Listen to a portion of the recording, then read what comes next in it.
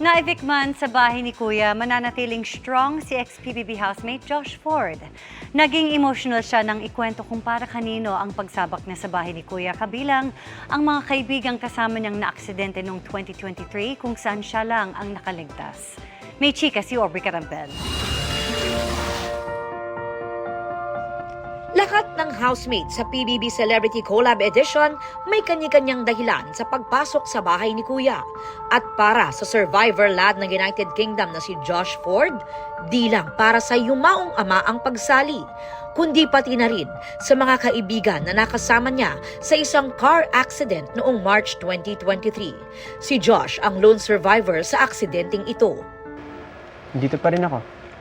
Nakangiti pa rin sa harapan ninyo and I love you guys. And I hope proud kayo sa akin na kahit hindi ako nanalo, kahit hindi ako naging...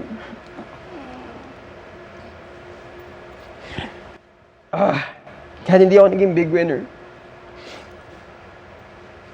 gagaling ako pa rin. Smile lang.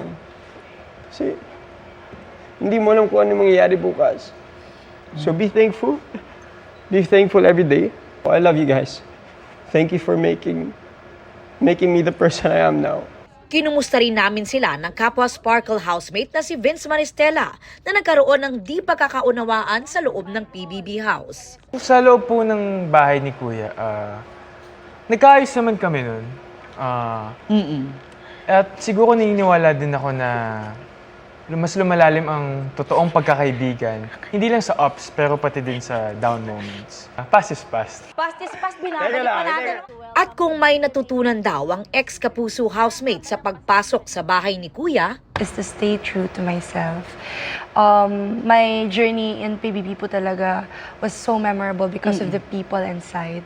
And yung pagiging genuine ko po sa lahat-lahat ng tao nandun made me a better person. Ikaw yung pinakamalapit sa big night. Sobra po, kasi I was really there to win. It was set in my mind talaga. The moment I came, I was there to win. And then, na bago lang po lahat yun nung nandun na, and minahal ko na lahat ng tao doon.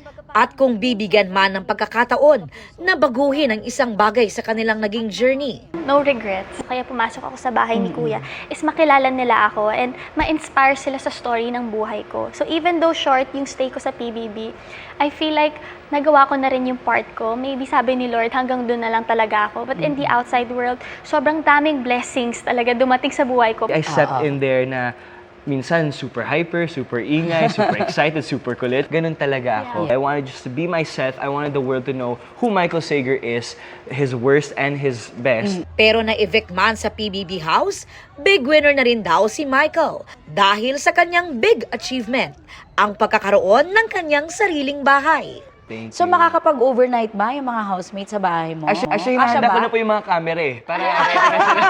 Iniintay ko talaga yung house blessing ko pag kompleto na kami. Ah, Pero winner kaya sila pagdating sa pag-ibig? Of course are you naman in a po. relationship? So meron?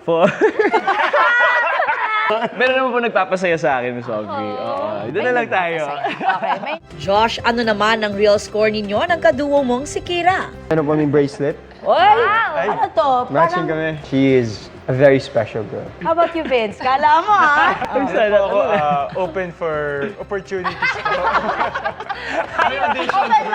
Siguro hindi naman po sa naghahanap, nag-aantay lang sa tamang panahon. Aubrey Carampel, updated sa showbiz happenings.